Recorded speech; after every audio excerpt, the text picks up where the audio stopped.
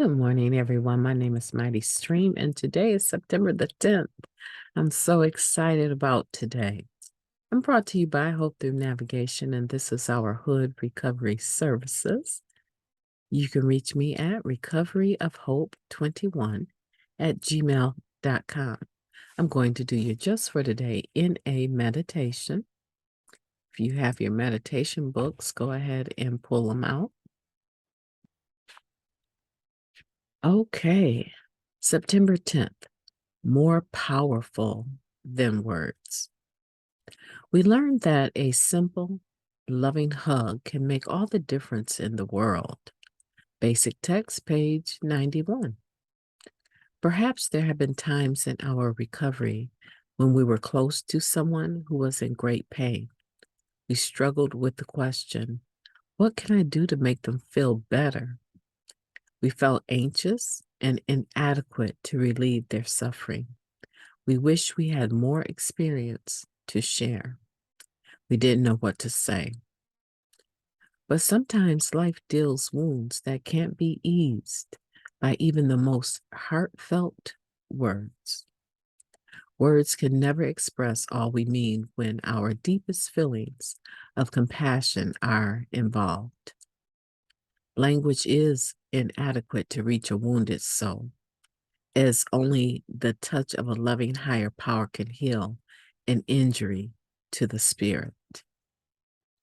When those we love are grieving, simply being present is perhaps the most compassionate contribution we can offer. We can rest assured that a loving higher power is working hard at healing the spirit. Our only responsibility is to be there. Our presence, a loving hug, and a sympathetic ear will surely express the depth of our feelings and do more to reach the heart of a human being in pain than mere words ever could. Just for today, I will offer my presence, I will offer my presence, a hug, and a sympathetic ear to someone I love. Beautiful. Let me take a moment of silence with you, followed by the wee version of the Serenity Prayer. Please let's take that moment of silence now.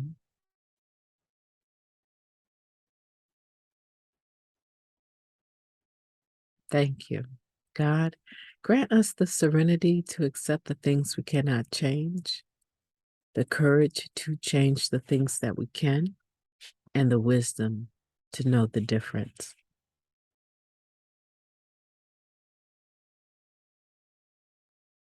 Isn't that reading powerful? I really, truly enjoyed that. More powerful than words. Yeah, a loving hug can make all the difference in the world.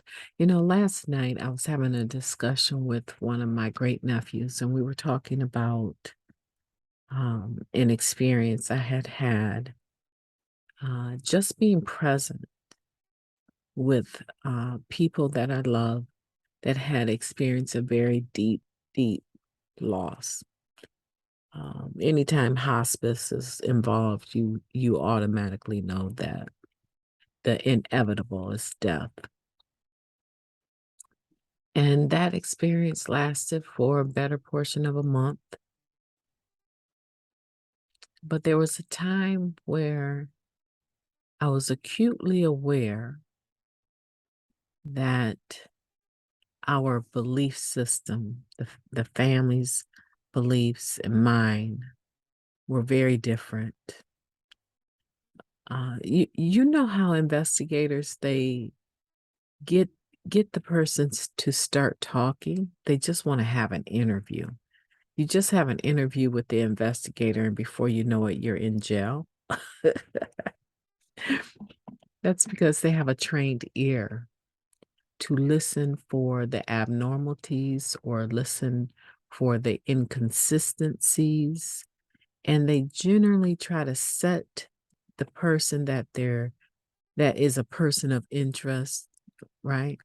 They try to set the person of interest up into believing that they are not a person of interest, but maybe they just have some information that they could share that would shed some light on the situation and help them solve the crime.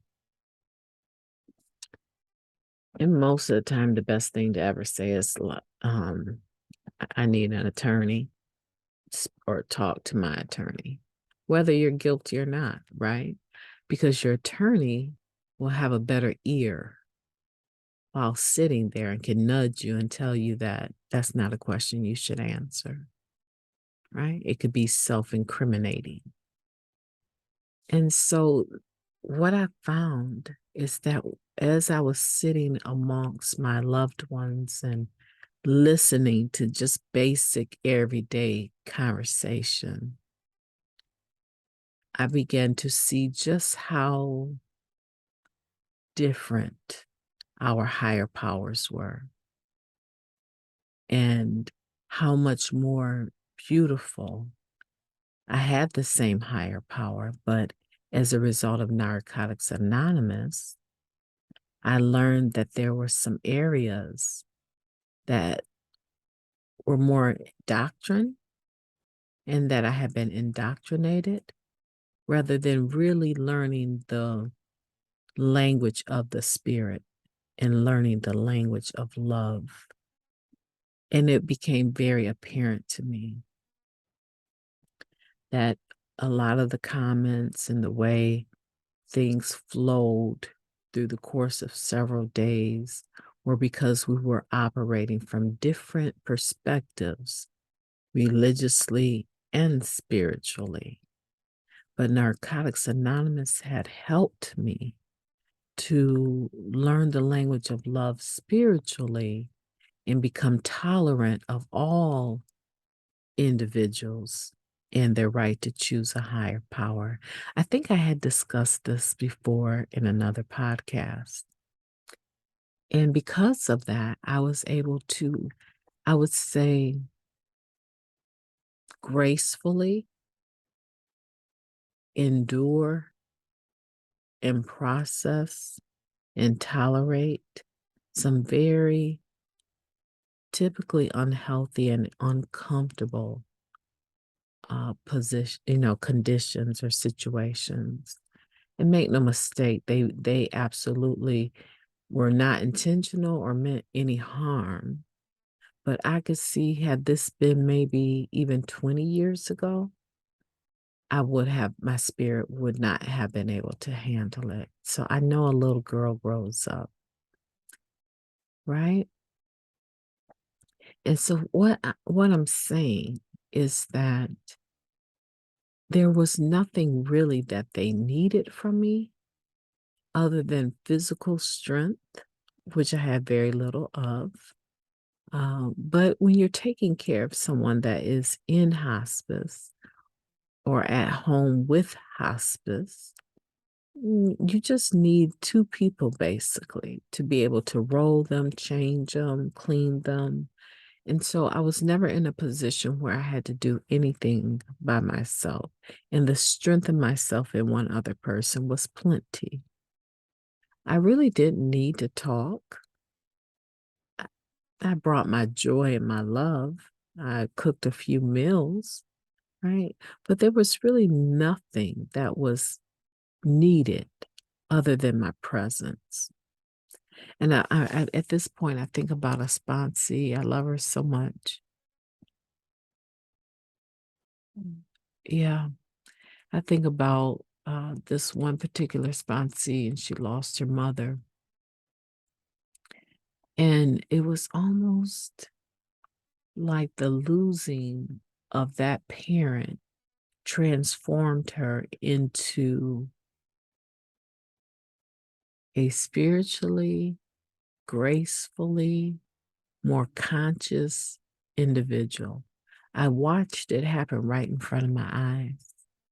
And I wasn't able to be at the funeral, but there were a few things that the family did that I had enough um, warning about or enough notice about that I was able to make and show up.